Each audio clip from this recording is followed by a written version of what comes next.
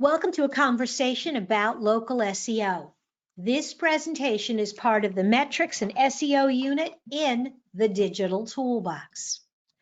And I'm your host. My name is Lorraine Ball, and my company Roundpeg has been working with small businesses in both traditional and digital marketing for the last 18 years. I'm also the host of the More Than a Few Words podcast, a marketing conversation for business owners.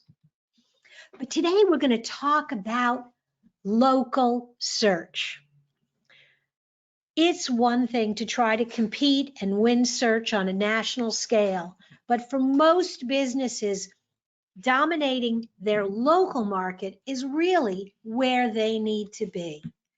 The benefit of winning local searches is the fact that when people do a local search, air conditioning company near me, marketing firm near me, doctor near me, the research shows that 90% of the time, if people are doing that kind of search like on their phone, it's going to lead to action.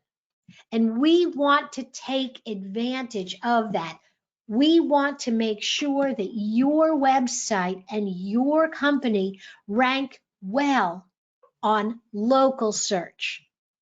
And so the factors that rank the highest for local search, some of them are the same ones that are important when you're trying to rank nationally, but some of them are not. And the single biggest difference between national search and local is this: 25% of your ranking actually comes from your Google My Business listing.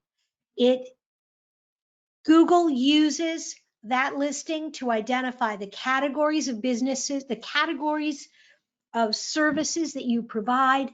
They use that listing to identify keywords, to identify and define proximity. So your address is absolutely critical. And so a good portion of this presentation is really going to focus on how to use Google My Business because it's just so important.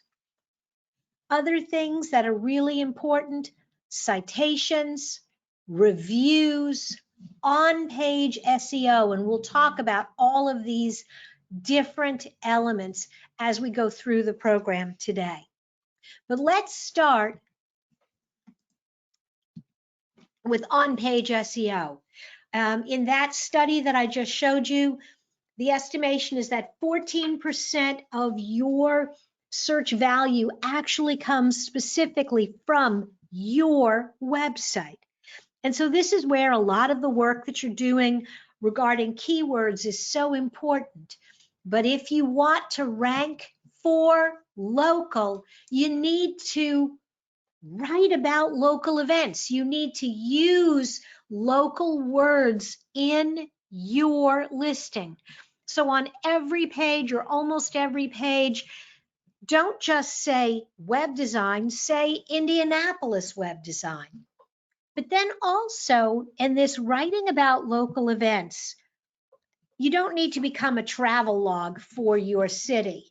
But if your team is hosting an event, attending a conference, going to a networking event, add information about what you're doing and where you're going to your website to help remind Google, hey, we're located in Indianapolis.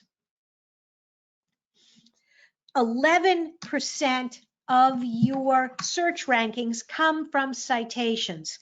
And there are several things you need to do. One is something I talked about in our regular SEO class, which is standardizing, defining how your business will present across the internet. And so everywhere your company is listed, it needs to be listed exactly the same. These look pretty close, but they're not the same. J.R. J.R. P.O. Box 759, no P.O. Box. whatever you want your listing to be in every directory on every site that you are listed. It needs to be identical. And you want to increase your directory listings. You want to do a quick search of as many different directories. And how do you find them? Do a search in your market for local, insert industry name here, local heating and air conditioning companies. A certain number of companies will pop up, but also you're going to see a lot of these different directories: Yelp, Show Me Local, Mojo Pages. And what you want to do is when you see these different pages pop up, you want to click on it and you want to see, is your company listed? Is your company listed correctly? Because you want to put yourself in the seat of a customer who's looking for you. Wherever you find your company listed, make sure that the information is correct. All these sites will have submissions where you can change your business description. You have to be able to prove that you are actually the owner of the business. Now, some of these want to charge you. Is it valuable to pay for listings? You know, that comes down to the same conversation about advertising. I always want to make sure that the free listings are correct, and then you really have to decide how much traffic you think that site will get. I think you can improve your SEO just fine with free listings on any and all available directories. If you belong to associations, the local chamber of commerce, the local Better Business Bureau, if your company is listed on their website, make sure the listing is correct. Google My Business is not a social network. And what we have seen lately is if you have done any kind of a search on Google, you've probably already noticed this. There's a map listing, and maybe your company is listed on the map, and maybe it's not. These individual listings are created and generated by a Google My Business listing. And you may find that there is already a listing for your business, even if you have not created it. In that instance, you're going to want to claim it. But the bottom line is, this is popping up in almost every Google search. You have the ads at the top of the page, you have the map, and then everything else. And so one of the important measures of your local presence is, are you on the map? You can click and get more listings, and you can see where everybody is. And when someone clicks on an individual listing, you will see the expanded information appears. Your objective is to start adding more information to your Google My Business page. And I'm going to show you how to do that to help improve your prominence. And you're going to see that lately we're even seeing advertising on the map, because as Google has put more emphasis on the GMB pages and the map, people are like, well, how do I get to the top? And Google's happy to say, well, you can advertise. You want to make the right first impression. When somebody clicks on your listing, you want to make sure that you've got attractive photos, that you have good reviews, that you have complete information. And if you have not created the page, but Google has scrubbed it, basically pulled the information from your website, instead of saying suggest and edit, there'll be a link here that says claim this listing.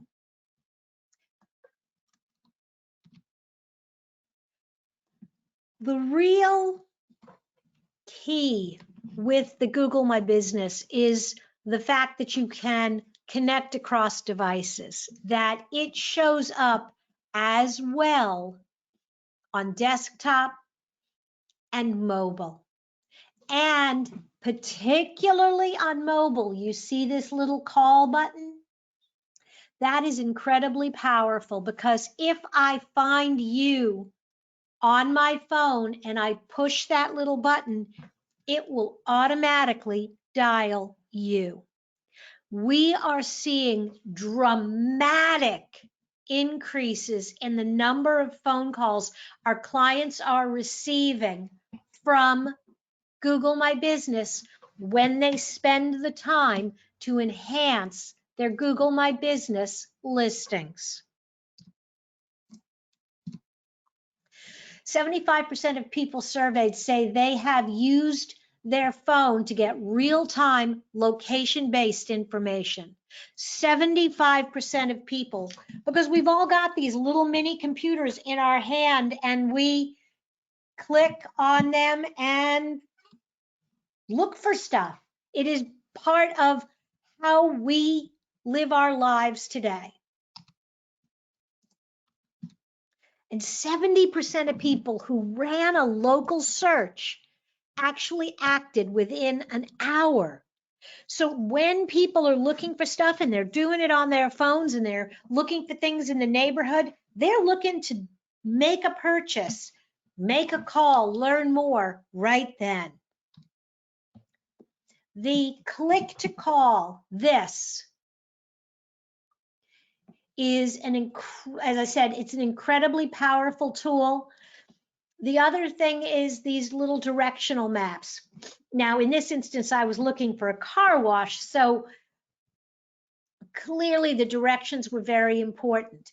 The thing that I love about Google My Business is I can see how many searches did I show up in every month. How many people clicked on this call button? How many people clicked through to my website or looked for directions?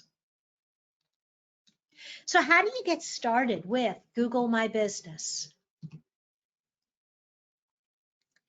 You have to have a Google account. So if you already have one, that's great news. Is click to call a paid item? No, it is free. It is part of your free Google My Business listing. Now, I'm going to say something that I say to my clients every single day when I show them the results of Google My Business. All of this is free today, but Google is not in the business of giving away free stuff. Google is in the business of selling advertising. And so there may come a day when you will have to pay for these services, but they are free now, and I would recommend that you take advantage of them, use them as much as you can now, so that you know the value when you are faced with a decision to pay for or not pay for the services. But right now, they're all free.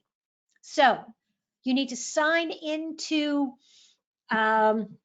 Google My Business with your Google account. If you don't have a Gmail account for your business, you need to get one. Not only does it drive your Google My Business, but it also drives your Google Analytics. So create a mybusiness@gmail.com and use that for all of these tools. You want to search for your business and see, does it already exist? If it already exists, then you want to claim it. And if not, you want to get started. This website, gybo.com/business, will actually take you to get your Google My Business and really help you get started. And it walks you through the process of setting up your page and getting your business listing correct and working. If your business doesn't have a free listing, if you go looking for it and there isn't a Google My Business, you can get started. And it's really simple. What's your business name? Type it in. Where are you located? Now, this is a sticking point for some of my solo entrepreneurs. You have to have a street address. You have to have a street address. But I run my business out of my home and I don't have a street address. Then you can't have a Google My Business listing. Well, can I just do a P.O. box? No, Google doesn't want a P.O. box. What you can do, and it's less than perfect, but you can go to like a UPS store or a mailboxes, etc., and get a mailbox there. So the street address will be their address, 1389 West 57th Street. And instead of saying box number, just do number 119, number 225. It's less than perfect because it's not really your address.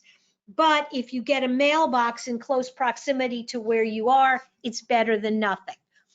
But you have to have an address, because that's what Google My Business is going to do, is it's going to use it to locate where you are. And then you need to choose business categories that will help customers find you. And the business category is like your keyword. It's what do customers search when they're looking for you? Obviously, contact information. Now, Google wants to build your website. And so they actually, if you don't have a website, they'll spin up a little site for you. I don't think this is a great idea, for the same reason that I don't think putting all of your eggs in a Facebook basket makes sense. Yes, Google is the big dog, and it's hard to imagine that they're ever going away. But if you build a Google website, you have to play by Google's rules. And the reality is, it's your business. You need to own the website and use tools like GMB or Facebook to drive traffic to your website. So I would always make sure that you have your own website. And then you have to verify. And the verification is either going to be a phone call to the number that you've used or a postcard mailed to your mailing address to get you started.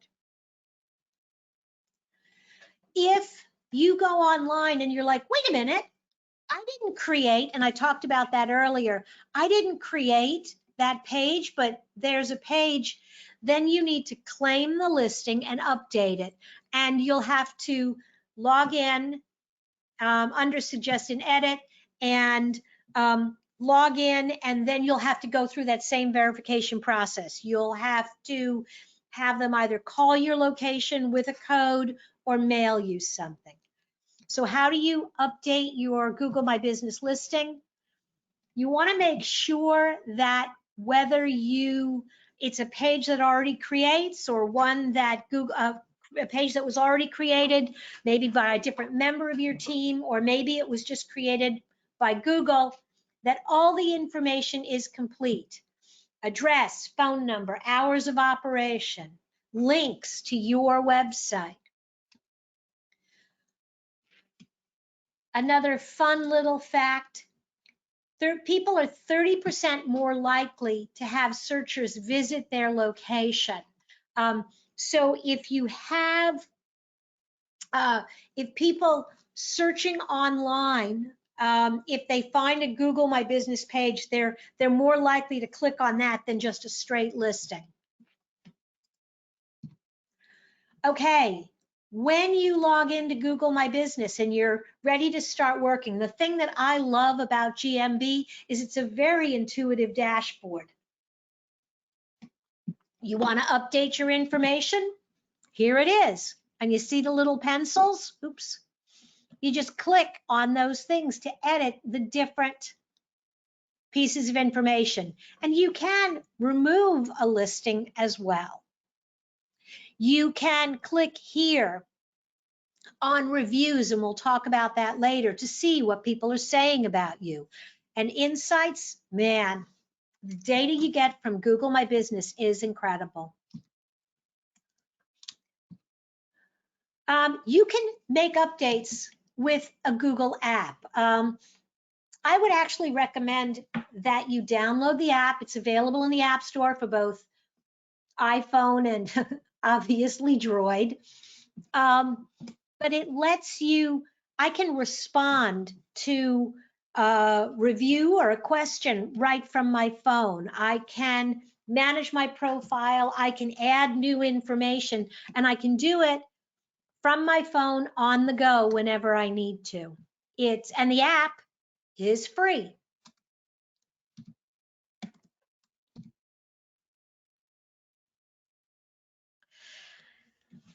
Photos are an amazing addition to Google My Business. And so it's not just about the text. People are 42% more likely to request directions if you add photos to your Google My Business page. And so add business photos.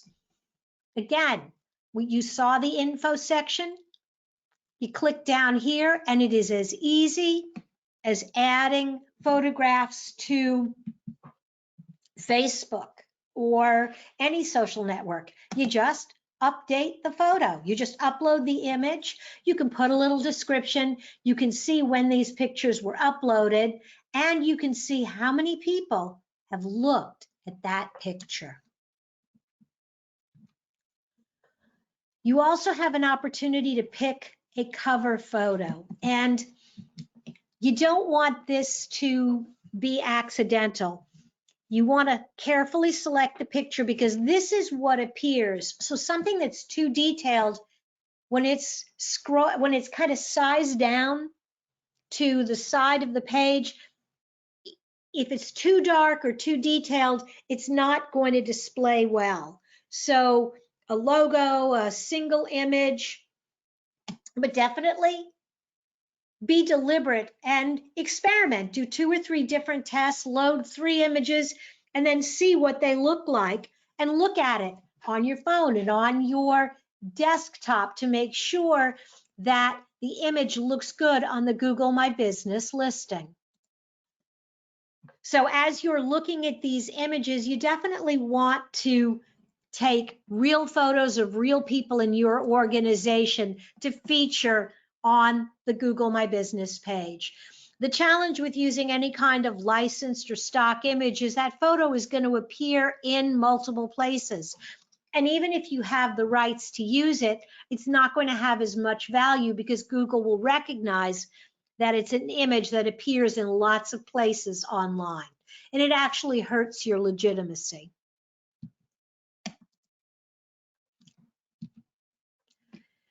You have 3 different types of images that you can add to your Google My Business listing. You have a profile photo, you have your cover image, and then you can also add video. And we actually get a lot of plays on some of our videos on our Google My Business page. Remember, Google wants people to stay on their platform as long as possible, just like Facebook, just like LinkedIn. So if you have an interesting video that people can watch, Google's going to reward you for it. The cover image is what shows up at the top of the page when people look for companies like yours in search and maps. And your profile photo is what's used when you post additional information. It's like your avatar on other social media platforms. Add your services. Make your Google My Business listing as complete as possible. The more detail you provide about your services, the more likely you're going to show up in search when somebody looks for someone who does what you do. And reviews. Right now, when it comes to local search, about 15% of your points come from reviews. And it's not just that there's value from an SEO perspective. 88% of consumers are more likely to trust online reviews as much or more than personal recommendations. Think about it. We're living in an age where people are more likely to trust some faceless stranger than the lady next door. So read and respond to your reviews. You can see the reviews here. When someone writes a review, make sure you are checking the email address that's tied to your GMB page. You'll get a note that says, hey, you've got a review. Always respond. Always. If it's a nice review, thank you so much for trusting us with your business. If it's a negative review, I'm sorry, let's talk about it. You don't have to write a detailed excuse. You don't have to write a lot of detailed information, but you always want to acknowledge and let people know that you are looking at these reviews. People will look at what your score is, and they will look at how many reviews you have. And at the end of the day, Google My Business is free advertising. And how you do that is share updates with posts. In addition to the photos that are always available, Google My Business will allow you to create and write a post. You can add a picture. Your post can be between 1 and 300 words, and you can add a button that says learn more, read now, buy now. The challenge? These posts are only visible for a week, and only 2 will show up at any given time.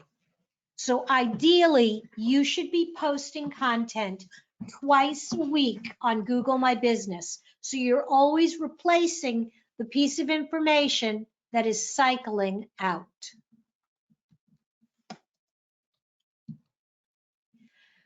The cool thing is you can turn on and off your text message options. You can give people the opportunity to send you a text message. In some industries, this is really not necessary. If you're in an emergency service or repair business, I would definitely consider turning this on. I don't really want to get text messages at 2 in the morning about somebody's website, and so it's not necessary in my line of work. And then insights. This is my favorite part of this tool. Google is phenomenal on data. You can see how many people, so this is an example of a page. They had 39,000, they appeared 39,000 times in the last week. You can see the percentage that were direct, where somebody was looking for that company by name, and discovery. Someone was simply looking for furniture company near me, and more than that, that looks like about 60% of that 39,000 people found their Google My Business listing just by looking for the general category. Now that's a pretty high number. You also can see as you drill down how many phone calls you got, how many web clicks, and how many people asked for directions. Again, 39,000 views. That is incredible. But we have small business clients, and this is real data from one of our clients. for a month, they showed up in 5,000 searches. There were 531 actions taken, 278 clicks to the website, 137 direction requests, and 116 calls. Now, direction requests are not necessarily because somebody wants to drive to your location. They just kind of want to see where you're located. So I don't put as much stock on that as I do the other two numbers. To give you an example, this company they also do some Google advertising, and they pay about $5 a click. $5 to get someone to click on their website or to call them from a Google ad. So what is Google My Business worth to this company? You do the math, 278, 116, 370. That's about 400 interactions times $5. That is $2,000 worth of advertising that they are not paying for. That is free because of their Google My Business. How does Google monitor the calls? They monitor the calls based on the number of people who push the button, that little phone that I showed you earlier on the listing, the number of people that push that button to dial your phone number. Now, are all of those calls completed? No. Probably some people push it and then decide they don't really want to talk to you. Maybe a lot of those people click on your website and come back. That's the nature of the internet. But what Google is doing is they are counting the interactions from Google to your site or your phone.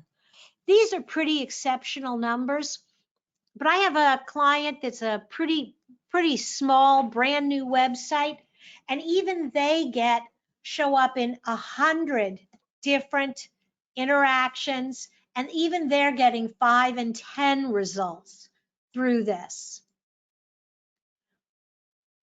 In order to access, again, how you post content, you do it through the Google My Business dashboard. You type in Google My Business, you log in with your Gmail account, and you select that posting option.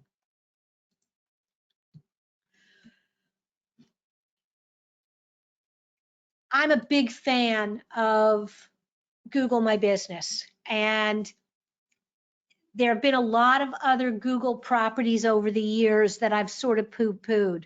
I never really thought Google Plus was that strong. The Wave was a complete waste of time.